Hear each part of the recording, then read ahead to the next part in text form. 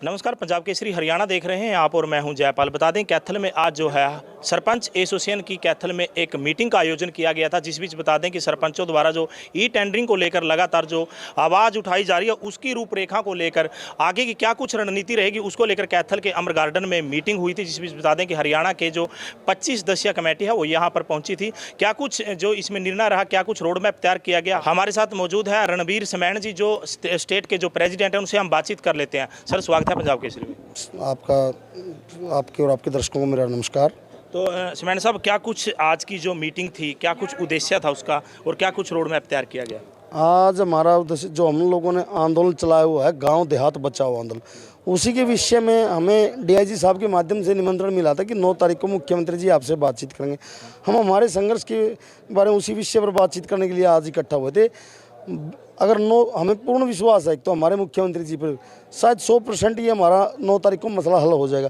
अगर मसला हल नहीं होता तो उसके लिए हमने आगे अपना 11 मार्च को करनाल के अंदर सीएम हाउस का घेराव करने का अपना निर्णय लिया है और उसकी तैयारियां हमारी।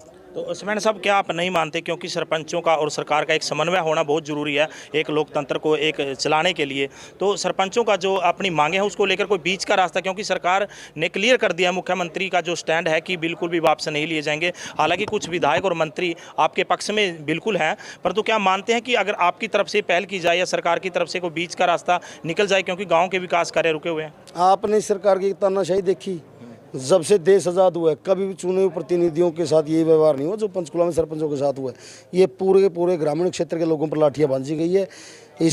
आप सरकार बिल्कुल तानाशाही रवैया अपनाए हुए है और ग्रामीण क्षेत्र के विकास को बाधित करना चाहती है, ग्रामीण क्षेत्र को बिल्कुल बर्बाद करना चाहती है और ऐसा ग्राम पंचायतें बिल्कुल भी नहीं होने देंगे।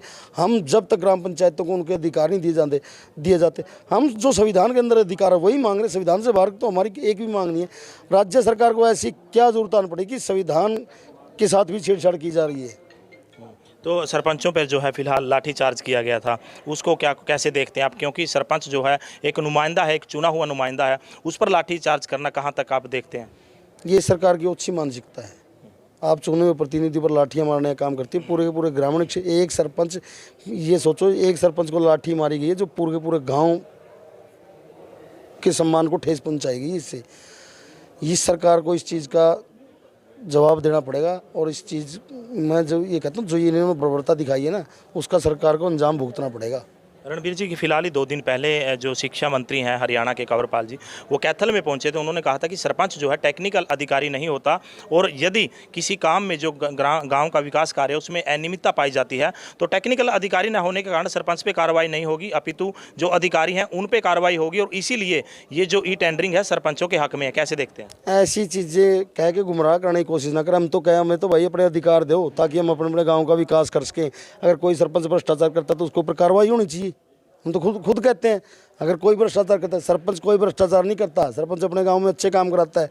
ये कितने नेताओं के ऊपर, ठेकेदारों के ऊपर, नेताओं के ऊपर कितने आरोप है भ्रष्टाचार के, क्यों नहीं जांच करवाती सरकार? एक भी नेता ऐसा छूता बचा आज तक जिसके ऊपर भ्रष्टाचार के आरोप न लगे हो? शिक्षा मंत्री जी को मैं क्या कहूँ, मैं बार बार पहले भी बोला था, इस देश का दुर्भाग्य तो यही है। शिक्षा मंत्री जी एक 8वीं क्लास की बच्ची के सवाल का जवाब नहीं दे सकते। कहाँ शिक्षा प्रणाली को दुरुस्त करेंगे वो? यही तो हमारे देश का दुर्भाग्य है कि अनपढ़ लोगों को ऐसे ऐसे पदों में बिठाया गया है। तभी तो हमारा प्रदेश पीछे जा रहा है। तो गांव में जो है पहले भी बात सामने आई थी कि जो मंत्री विधायक हैं उनका भी जो है विरोध किया जाएगा, बोर्ड लगाए जाएंगे। हम सत्ता पक्ष के जेजेपी और बीजेपी के विधायकों का बहिष्कार करते हैं। जब तक ग्राम पंचायतों को उनके अधिकार नहीं दिए जाते हम इन लोगों का विरोध करेंगे और अपने अपने गाँव में नहीं घुसने देंगे इन लोगों को। तो 9 तारीख की क्या तैयारियाँ? 9 तारीख की तो निमंत्रण है मीटिंग का। 11 तारीख की तैयारियां, तो अगर हमारी मांगे नहीं मानी जाती तो 11 मार्च को हम करनाल के अंदर लाखों की संख्या में ग्रामीण क्षेत्र के लोग हमारे साथ होकर हम सीएम हाउस का घेराव करेंगे। जो निमंत्रण आपके पास आए उसमें हिस्सा लेंगे? क्यों नहीं हिस्सा लेंगे? बातचीत के लिए जाएंगे। अगर सरकार बुलाती तो बातचीत से तो हल होगा। अगर हम बात ही नहीं करेंगे आपस में तालमेल कैसे बनेगा? फिर बातचीत करने के लिए जरूर जाएंगे। तो डटे रहेंगे जब तक मांगे नहीं माने? जब तक मांगे नहीं मानी जाती हम अपने अपने गांव देहात को बचाने के लिए हमारा संघर्ष जारी रहेगा। धन्यवाद सर। तो ये थे रणबीर सैन जी जो प्रदेश के जो प्रेसिडेंट हैं और इन्होंने खुलकर जो बताया कि क्या कुछ उनकी रूपरेखा है और क्या कुछ आगे उन्होंने रोड मैप तैयार किया। तो हमारे साथ मौजूद है इस समय स्टेट की वाइस प्रेसिडेंट संतोष बेनीवाल जी, इनसे बातचीत कर लेते हैं। मैडम, क्या कुछ आज की जो रूपरेखा तैयार की गई है?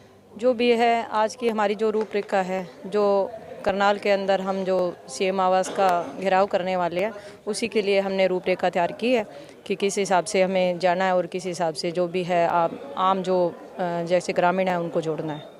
तो मैडम, जो मंत्री द्वारा जो मुख्यमंत्री द्वारा निमंत्रण दिया गया है आपको 9 तारीख, उसमें क्या आपने पार्टिसिपेट करेंगे, वहाँ पे पहुँचेंगे? नहीं जी, क्यों नहीं जाएंगे। जब सरकार हमें बुला रही है तो ज़रूर जाएंगे, क्योंकि जो आज हम यहाँ पे खड़े होके कह रहे हैं, देखो बातें जो हल निकालना है तो बैठ के निकलेगा।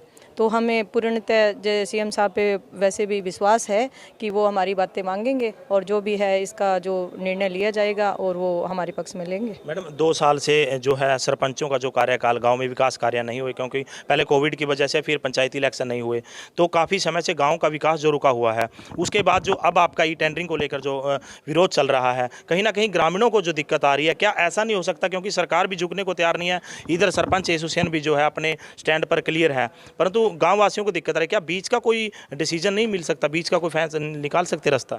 देखो, ये तो जी सरकार को सोचनी चाहिए। क्यों जो आज ई टेंडर लागू कर रहे हैं, तो ये चीज़ नहीं है कि जो आज सरपंच खड़ा है तो उसके पीछे गांव नहीं है। क्यों चुना हुआ नुमाइंदा है, उसको चुन के जैसे गांव ने भेजा है, तो आज गांव भी हमारे साथ है। आज जो हमारी पंचकुला की थी तो उसके अंदर तो हमारे जैसे सरपंच और पंच और ब्लॉक मेंबर, जिला परिषद मेंबर ही आए हैं, और अभी जो हमारा करनाल का सीएम आवास का घेराव है उसके अंदर आम ग्रामीण जुड़ने वाला है। ये सरकार है ना, सरपंचों को कमज़ोर ना समझे चाहिए। क्यों सरपंच इतने कमज़ोर नहीं है, उनके साथ आम ग्रामीण भी खड़े हैं। सरकार झुकने को तैयार नहीं है, तो कब तक चलेगा? देखो, जब तक हमारी मांगें नहीं मानी जाती, ये जो भी हमारा विरोध प्रदर्शन जारी रहेगा। किसी कीमत पे सरपंच है वो पीछे नहीं हटेगा। रणवीर समैन जी जो है क्लियर कर चुके हैं कि गांव में जो है जेजेपी और बीजेपी के जो विधायक हैं, एमपी हैं, एमएलए हैं, उनकी एंट्री बैन की जाएगी, पोस्टर लगाए जाएंगे। हाँ जी, ये सही बात है। पोस्टर शायद हो सकता है कल या परसों में लग जाए, और हमारे जो भी है सिरसा डिस्ट्रिक्ट के अंदर, सारा सिरसा डिस्ट्रिक्ट मैं संभाल रही हूँ, तो हम जो हमारे टोटली 339 गांव हैं, उनके अंदर हम बीजेपी और जेजेपी को बहिष्कार का बोर्ड लगवा देंगे, और बहिष्कार करती है हमारे जो पूरे हरियाणा में इस तरह का चलेगा? हाँ जी, पूरा टोटली हरियाणा के अंदर। तो फिर हाल आप मीटिंग में क्या कुछ फाइनल डिसीजन लिया गया? फाइनल अभी तो हमारा यही है जो 11 तारीख का है, और उसके बाद में जैसे भी है स्टेट बॉडी बैठेगी, और उसके बाद में आगे का जो फैसला होगा वो सारी स्टेट बॉडी ही लेगी, वही होगा आगे। धन्यवाद।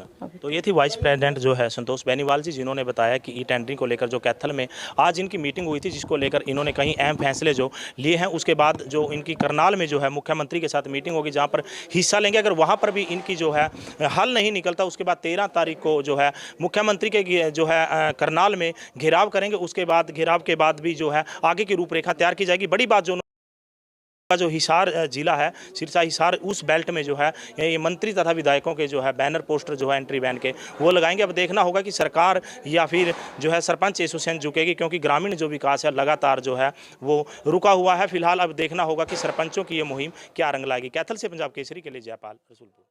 हमसे जुड़े रहने के लिए हमारे YouTube चैनल को सब्सक्राइब करें और नई वीडियो की नोटिफिकेशन के लिए बेल आइकॉन को दबाएं। अगर आप ये वीडियो Facebook पर देख रहे हैं तो लाइक जरूर करें और ज्यादा से ज्यादा शेयर करें। धन्यवाद।